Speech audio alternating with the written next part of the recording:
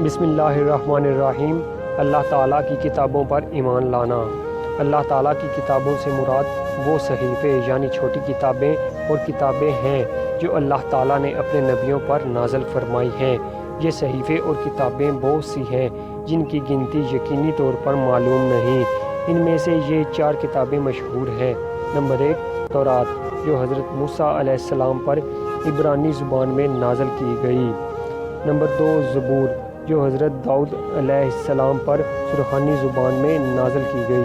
Number 3 انجیل، جو حضرت عیسیٰ علیہ السلام پر عبرانی زبان میں نازل کی گئی۔ اور نمبر 4 قرآن مجید، جو ہمارے آقا حضرت محمد صلی اللہ علیہ وآلہ وسلم پر عربی زبان میں نازل کی گئی۔ ان 4 کتابوں کے علاوہ کچھ صحیفے حضرت آدم علیہ السلام پر اور کچھ حضرت شیس علیہ السلام پر اور کچھ حضرت ابراہیم علیہ السلام پر اور کچھ حضرت موسیٰ علیہ السلام پر بھی نازل کیے گئے۔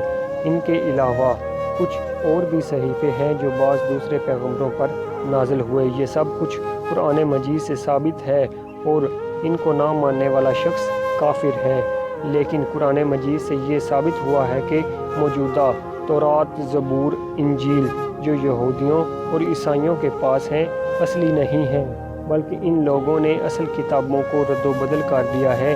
اس لیے ان کے متعلق یہ اعتقاد نہ رکھنا چاہیے کہ یہ اصلی آسمانی کتابیں ہیں، بلکہ یہ اعتقاد رکھیں کہ یہ اصلی نہیں ہیں اور ان کے ناموں کی کتابیں ان انبیاء کرام پر نازل ہوئی تھیں۔ قرآن مجید کے نازل ہونے سے وہ کتابیں اور ان کی شریعت منسوخ ہو گئی ہے اور قرآن مجید سب سے آخری کتاب ہے اور اس کے احکام قیامت تک جاری رہیں گے۔ یہ ہر قسم کے رد و بدل، تحریف سے محفوظ ہے اور قیامت تک انشاءاللہ محفوظ رہے گی۔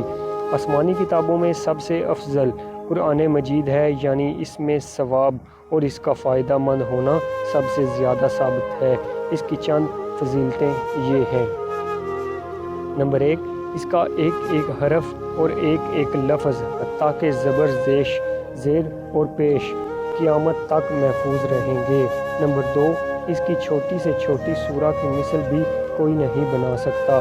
نمبر 3 اس نے پہلی سب کتابوں اور شریعتوں کو بہت سے احکام منسوخ کر دیے ہیں۔ نمبر 4 سب کتابیں اپنے اپنے وقت میں ایک ہی دفعہ نازل ہوئیں، لیکن قرآن مجید کو 2 فضیلتیں حاصل ہیں۔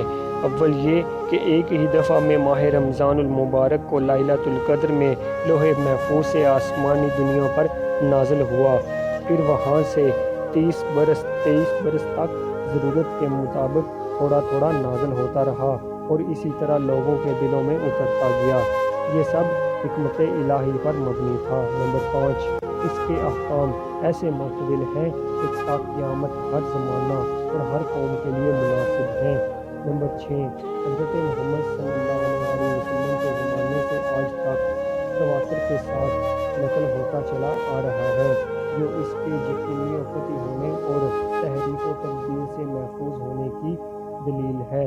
نمبر 7 قرآن مجید ہزاروں لاکھوں مسلمانوں کے سینوں میں صدر اسلام سے آج تک محفوظ